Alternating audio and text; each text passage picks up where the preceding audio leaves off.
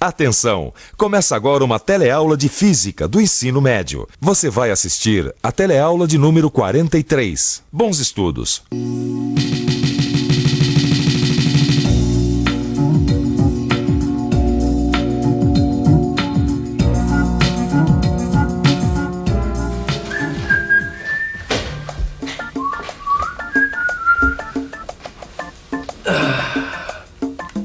Ai, mas que hora para acabar a luz, viu? Bom, acho que tem uma lanterna por aqui. Deixa eu ver. Oh, mas não é possível, viu? Justo na hora que eu tava acabando meu banho, acaba essa luz. Ah, achei. Ah, olha lá, Vicente, ó. Todos os vizinhos têm luz, só a gente que não tem. Então foi o que eu imaginei, viu? Isso aí foi um curto-circuito aqui em casa ou uma sobrecarga. Porque foi justo na hora que eu liguei a televisão e você tava no banho. Agora pra saber se foi curto-circuito ou se foi sobrecarga é que é o problema. Não, peraí. Vamos colocar os nossos conhecimentos de eletricistas em ação, Vicente. Opa, é isso aí. Vamos nessa. E aproveitar que a nossa teleaula de hoje vai falar muita coisa sobre circuitos elétricos. Vamos nessa. Vai na frente aí que eu não tô enxergando nada. Hoje você vai aprender o que é um circuito elétrico e como equacioná-lo matematicamente. Vai conhecer vários elementos que podem estar presentes nos circuitos, como geradores, resistores, receptores, chaves e fusíveis. E vai ver o que é um amperímetro e o que é um voltímetro. Bom, enquanto a gente tenta resolver o problema aqui em casa, a teleaula vai rolando. Hoje nós vamos jogar uma luz sobre os circuitos elétricos.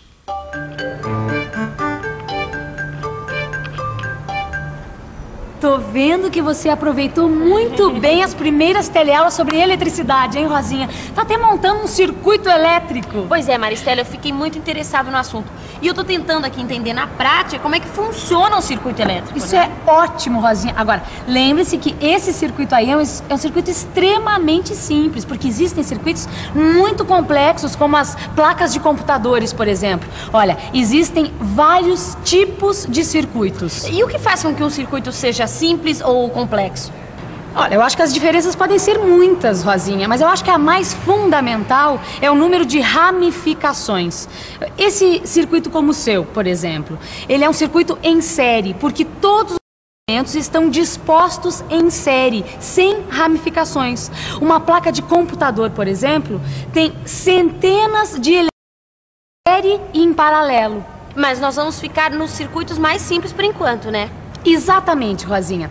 Olha, no nosso curso vamos nos preocupar com circuitos mais simples, já que o fundamental é você entender alguns conceitos básicos sobre os circuitos elétricos.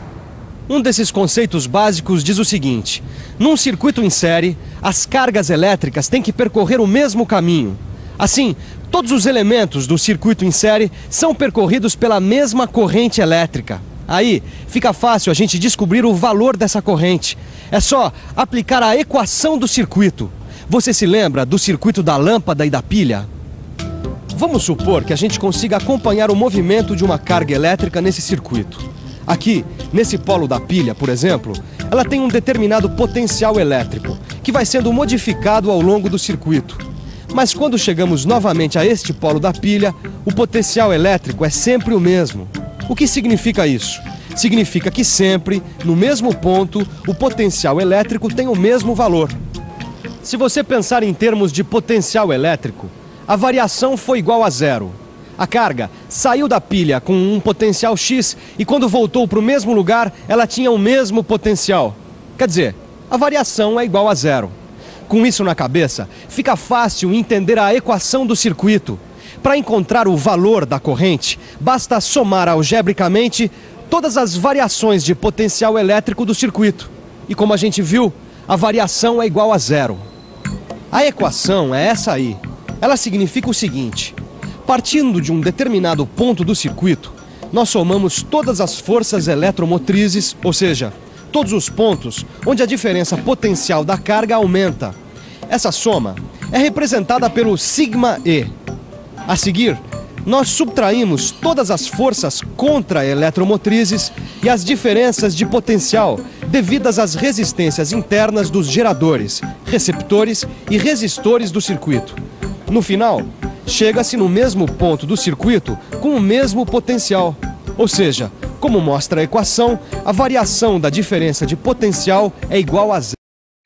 Quer dizer, então, que se eu aplicar a equação do circuito neste meu circuito, eu consigo calcular qual é a corrente? Isso mesmo, Rosinha. Olha, basta lembrar das somatórias, das variações de potencial e que tudo isso é igual a zero. Olha, lembre-se que a corrente num circuito em série é igual em todos os elementos. Tá, tudo bem, a corrente é sempre a mesma, mas o potencial elétrico varia, não é? Por exemplo, se eu quiser saber a diferença de potencial entre um ponto e outro. Ah, mas aí você está querendo estudar um trecho do circuito, não ele todo.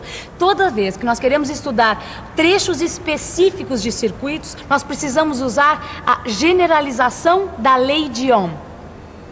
Generalização da lei de Ohm. Esse é o recurso que nós usamos para estudar apenas um trecho de um circuito.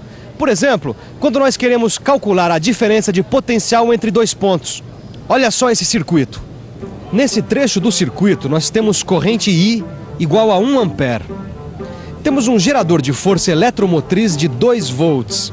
Esse mesmo gerador tem resistência interna, representada pelo R minúsculo, igual a meio ohm. Temos também um receptor de força contra-eletromotriz de 12 volts, cuja resistência interna tem 2,5 ohms. Finalmente, temos um resistor de 4 ohms, simbolizado pelo R maiúsculo. A pergunta é: qual a diferença de potencial elétrico entre o ponto A e o ponto B? Ah, agora complicou. Não, que complicou que nada. Agora é só aplicar a generalização da lei de Ohm.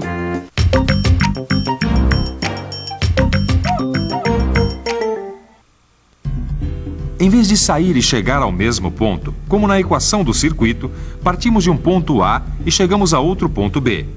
Aí, basta somar todas as diferenças de potencial que aparecem entre eles. Assim, o potencial do ponto A, somado a todas as variações de potencial do intervalo, é igual ao potencial do ponto B. De outra forma, podemos dizer que VB menos VA é igual às variações de potencial do intervalo, ou seja, a variação de potencial entre A e B é igual à soma de todas as variações de potencial do intervalo. Note que, se A e B fossem coincidentes, VA seria igual a VB e teríamos a equação do circuito. Mas e daí, Vicente? Eu quero saber na prática qual é a diferença de potencial entre A e B. Ah, mas isso é fácil, Gil. É só pegar os valores e fazer os cálculos. Você lembra do trecho do circuito? Sei. Então, ó, a corrente é de 1 ampere. O gerador, 2 volts, com resistência interna de meio ohm. O receptor é de 12 volts e tem resistência interna de 2,5 ohms. E finalmente temos um resistor de 4 ohms. Para saber a diferença de potencial entre A e B, é só substituir os valores na equação. Como nós vimos, essa é a equação da generalização da lei de Ohm. Substituindo os valores, nós temos VA menos VB igual a 2 menos 12 menos, abre parênteses, 4 mais meio mais 2,5, fecha parênteses, multiplicado por 1, que é o valor da corrente. Fazendo as contas, chegamos à diferença de potencial entre A e B, menos 17 volts. Ah, agora ficou fácil, né, Vicente? É. Agora me diz uma coisa, por que a diferença de potencial deu negativa? Ah, isso indica que nesse trecho do circuito entre A e B, as cargas elétricas cederam mais energia ao circuito do que receberam, entendeu?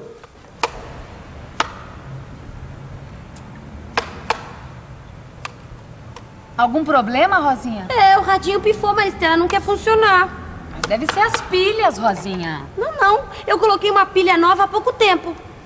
Você colocou uma pilha nova ou você trocou todas as pilhas? Ah, Rosinha, você colocou uma pilha nova com uma pilha velha, por isso que teu radinho não tá funcionando. será, Mas é Maristela? claro, Rosinha. Olha, quase todos os aparelhos eletrônicos, como esse seu radinho aí, funcionam com pilhas associadas em série. E daí?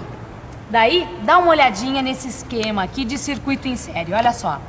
Vamos supor que cada um desses geradores fosse uma pilha do seu radinho. Bom, pode reparar que o polo positivo de cada uma das pilhas se liga ao polo negativo da seguinte. Olha, se houvesse alguma pilha invertida, ela funcionaria como receptor e não como gerador. Bem, Aqui nós temos todas nas posições corretas.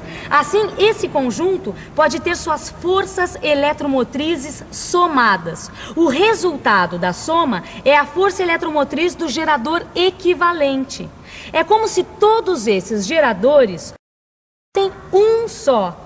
Olha só, Rosinha, só que cada um deles tem a sua resistência interna. Para saber o valor total das resistências internas, basta somar o valor da resistência interna de cada um deles. Eu acho que eu entendi o que você quer dizer. Uma pilha velha fornece uma diferença de potencial pequena porque sua resistência interna é grande. Assim, em vez de ajudar a aumentar o potencial elétrico do circuito, a pilha velha acaba mesmo ajudando a dissipar energia. Como você deve ter reparado, todos os elementos de um circuito geram ou dissipam energia. Só que existem alguns elementos que podem estar associados aos circuitos que nem geram nem dissipam energia. Eu estou falando dos fusíveis e das chaves. Olha, isso daqui é um fusível. Na verdade, o fusível funciona como um pequeno fio colocado em série com o circuito. Esse fusível aqui é de 20 amperes. Se você colocar esse fusível num circuito que funciona com mais do que 20 amperes, o fio vai esquentar e vai acabar derretendo. Assim, a corrente vai parar de prosseguir. A representação gráfica do fusível é essa daqui. As chaves servem para ligar, desligar ou acoplar um circuito. A representação gráfica da chave é essa daqui. E aí, Gil? Olha lá, ó.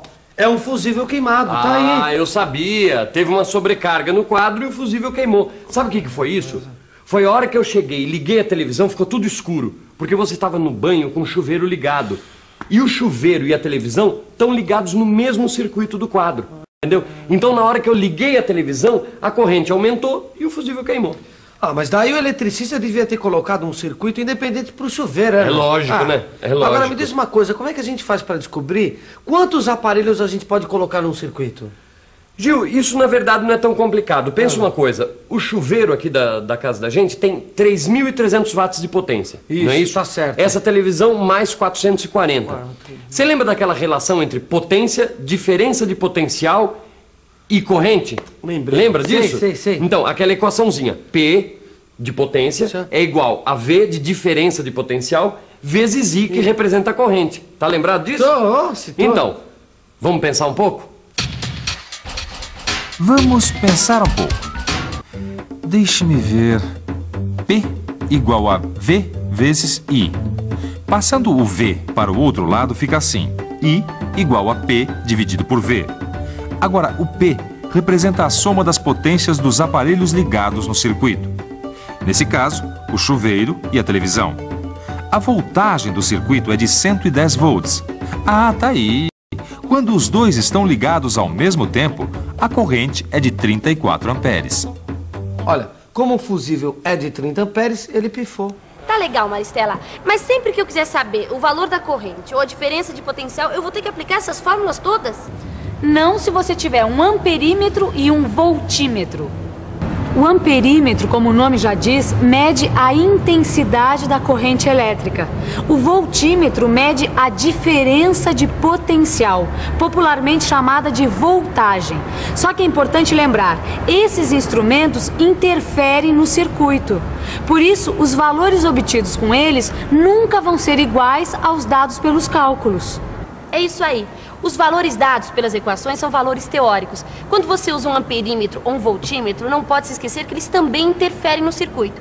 É por isso que os valores teóricos dados pelos cálculos nunca são iguais aos da prática. E nós estamos falando em circuitos em série. Em paralelo, as coisas mudam um pouco. Vamos fazer uma revisão? E atenção, se liga aí que é hora da revisão. Na teleaula de hoje, você aprendeu o que é um circuito elétrico em série e quais são seus componentes.